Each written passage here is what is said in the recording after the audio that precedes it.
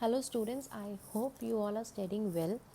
Before I proceed, guys, if you like my content, then please subscribe to my channel, and if you feel like, you can also share it with your friends. Now let's start with today's topic, that is investor protection and corporate governance. The topic which we are going to cover is need for investor protection, corporate governance, the various measures adopted in India to ensure good corporate governance, and the last one is audit committee. Let's start with the first one, need for investor protection. See, investor protection act लाने का prime जो role था वो ये था कि investor को aware किया जाए. बहुत से इन्वेस्टर्स को ये भी नहीं पता होता था कि अगर उनके साथ कोई काइंड ऑफ एक्सप्लॉयटेशन हो रहा है उनका, तो उनको कहाँ अपने ग्रीवेंसेस एड्रेस करने हैं. ओके. सेकेंडली, जो स्टॉक मार्केट में इवन जो कोटेशंस दी होती है ना, वो हमारे को intrinsic value, that is fair value नहीं बता रही होती शेयर्स की. इसके लिए भी हम कह सकते हैं कि इन्वेस्टर की प्रोटेक्शन की नीड थी. इवन कुछ ऐसी कंपनीज भी होती है जिनके अंदर कॉर्पोरेट गवर्नेंस एग्जिस्ट ही नहीं कर रहा होता. ये होता है तो उसका कोई प्रॉपर प्रैक्टिस में नहीं होता है, जिसकी वजह से इन्वेस्टर्स भी कई बार सफ़र कर रहे होते हैं. Okay. And the last one is, कई बार इन्वेस्टर को इन्फॉर्म नहीं होता, ये इस तरीके से माल प्रैक्टिसेस चल रही होती है कि वो कुछ नहीं कर पाता. So we can say all these points required the need for investor protection.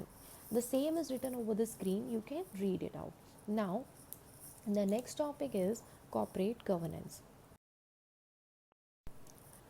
Corporate governance is basically not only linked with the corporate management. सिर्फ कंपनी को रन करना सिर्फ वही नहीं है कॉर्पोरेट गवर्नेंस का रोल. इसके अंदर बहुत से और भी चीज़ें इंक्लूड होती हैं कि अगर जो टॉप लेवल मैनेजमेंट है, you can say board of directors हैं, क्या वो कंपनी को एक फेयर इफेक्टिव मैनर में रन कर रहे हैं, क्या वो कंपनी के जो लॉन्ग टर्म स्ट्रैटेजिक गोल्स जो हैं उनको फुलफ़िल करने के लिए डिज़ायर्ड स्टेप्स ले रहे हैं या नहीं ले रहे हैं, क्या जो हमारे शेयर होल्डर्स हैं, क्रेडिटर्स हैं, क्या वो फुली इन्फॉर्म्ड है या नहीं है. ओके. एम्प्लॉयज़ के साथ कुछ गलत एक्टिविटीज़ तो नहीं हो रही हैं, कोई अगर या कोई फ्रॉड हो रहा है या कुछ हो रहा है, उसको प्रॉपरली मतलब बेसिकली मॉनिटर किया जा रहा है या नहीं करा जा रहा है. All these things are included in corporate governance. Okay, you can read it out. In third point, it is written, it is a system of structuring, operating and controlling a company with a view to achieve a long term strategic goals to satisfy shareholders, okay, creditors, employee, customer and suppliers, and complying with legal and regulatory requirement apart from meeting environmental and local committee needs, community needs. Okay. Basically इसके अंदर हमारे को ये भी कहा है कि corporate governance के अंदर हम ये भी देखते हैं कि क्या कंपनी अपनी लीगल रेगुलेटरी रिक्वायरमेंट्स के साथ कंप्लाई कर रही है या नहीं कर रही है. ओके. कोई टाइप का फ्रॉड तो नहीं कर रही है. ओके. नाउ 1999 में क्या हुआ था, सेबी ने कुमार मंगलम बिरला कमेटी सेटअप की थी और उसके उसके थ्रू क्लॉज 49 आया था ऑन कॉर्पोरेट गवर्नेंस. ओके. उसके अंदर ये सारे पॉइंट्स कवर किए गए थे कि बोर्ड ऑफ डायरेक्टर्स क्या होंगे, उनकी कॉम्पोजिशन कैसी होगी, ऑडिट कमेटी सेटअप करना, रेम्यूनरेशन कितना देंगे डायरेक्टर्स को, certificate of compliance, share holders grievances committee setup करना, रिपोर्ट ऑन कॉर्पोरेट गवर्नेंस देना. All these things were included in clause 49 which was on corporate governance. Okay. Now next is, अब जैसे कि हमने पढ़ लिया कि कॉर्पोरेट गवर्नेंस क्या होता है और किस तरीके से सेबी ने क्लॉज 49 में पॉइंट्स इंक्लूड किए हैं for ensuring corporate governance. Now we are going to study is the various measures that are adopted in India to ensure good corporate governance.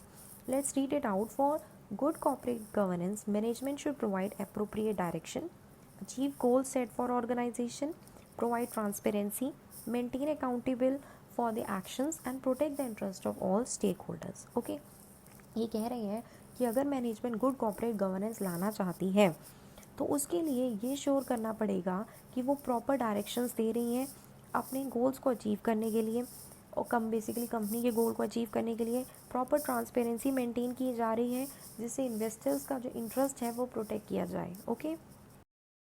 अब अगर कंपनी ये चाहती है कि ये इस तरीके से परफॉर्म किया जाए, जैसे कि मैंने कहा कि मैनेजमेंट अप्रोप्रिएट डायरेक्शंस दें या अपने अकाउंट ड्यूटीज़ के लिए अकाउंटेबल रहे, उसके लिए ये बहुत ज़रूरी है कि जो कंपनी का सिस्टम है उसके अंदर ये जो बिलो मेंशन पॉइंट्स हैं वो इंक्लूड किए जाएं. जैसे कि जो बोर्ड है कंपनी का, it should be properly structured, जो कि कैपेबल हो इंडिपेंडेंट और ऑब्जेक्टिव डिसीजंस लेने के लिए. ओके.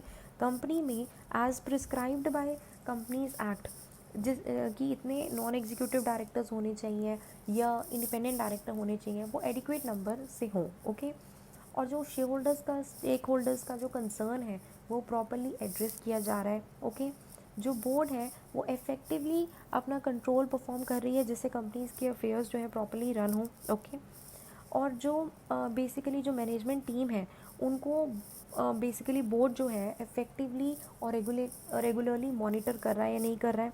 जो आपकी एग्जीक्यूटिव या नॉन एग्जीक्यूटिव डायरेक्टर्स हैं उनके अंदर प्रॉपर उनके डिफाइंड रोल्स या अथॉरिटी या रिस्पॉन्सिबिलिटी डिफाइन की गई है या नहीं की गई है। ओके, तो ये बेसिकली कॉर्पोरेट गवर्नेंस लाने के लिए ये सारे पॉइंट्स इंश्योर करने पड़ेंगे। Okay, these are the measures that are adopted in India to ensure good corporate governance. Now the next one topic is audit committee. Now audit committee basically बहुत mandatory है बनाना उन कंपनीज़ के लिए, जैसे कि जो लिस्टेड कंपनीज़ हैं या जो नॉन लिस्टेड कंपनीज़ जिनका टर्नओवर या पेड अप शेयर कैपिटल या बोरिंग्स एक्सीड कर रही है प्रिस्क्राइब लिमिट्स को। ओके, अब जब वो ऑडिट कमेटी बनाएंगे उनको इंश्योर करना पड़ेगा उस कमेटी में मिनिमम 3 डायरेक्टर्स हों with 2/3 of members being independent directors. Okay, और जो चेयरपर्सन हो उस कमेटी का वो इंडिपेंडेंट डायरेक्टर होता है, जो कि एजीएम में जाके शेयर होल्डर्स की क्वेरी को आंसर करता है। ओके, अब ये जो ऑडिट कमेटी है उनको साल में 4 बार मीटिंग करनी ही पड़ेगी, ये मैंडेटरी है। अगर वो नहीं करते तो वो नॉन कंप्लायंस में आ जाते हैं। और जो आपकी मीटिंग के अंदर जो गैप होता है वो नॉट मोर देन 4 मंथ्स नहीं होना चाहिए। 2 मीटिंग के अंदर गैप 4 मंथ से ज़्यादा का नहीं होना चाहिए। और जो मीटिंग हो उसके अंदर जो रिक्वायर्ड कोरम है वो आइदर 2 मेंबर्स हो या 1/3 of members of the committee हो, whichever is greater. Okay, ये हो गई कि ऑडिट कमेटी बेसिकली किस तरीके से बनाई जाएगी। अब हम जो पढ़ेंगे वो है कि इस ऑडिट कमेटी की क्या क्या पावर्स हैं। सी, ऑडिट कमेटी एम्प्लॉयज़ से जो भी इंफॉर्मेशन लेना चाहे वो ले सकती है। ओके, या फिर अगर वो कोई बेसिकली कोई लीगल या प्रोफेशनल एडवाइस बाहर से लेना चाहती है, जैसे कि कोई कंसल्टेंट से लेना चाहती है, वो ले सकती है। ओके, या फिर कोई एक्सपर्ट बुलाना चाहती है कोई डिसीजन मेकिंग में, तो वो भी ले सकती है। ओके, या कोई भी ऐसी एक्टिविटीज़ जो कंपनी के अंदर आपको लगता है कि गलत हो रही हैं तो उसको इन्वेस्टिगेट कर सकती हैं। Okay, last is mandatory review areas of audit committee. Okay, अब ये और बहुत सिंपल है, कुछ पॉइंट्स हैं जैसे कि वो statement of related party transactions को रिव्यू कर सकती हैं, इंटरनल कंट्रोल ऑडिट रिपोर्ट को दे सकती हैं, audit internal control weakness and internal audit report देख सकती हैं, management discussion and analysis of financial condition and result of operations देख सकती हैं, appointment removal and terms of remuneration of chief internal auditors को देख सकती हैं। All these points you have to learn. Okay, that's all. Thank you so much, all the best, do well, bye bye.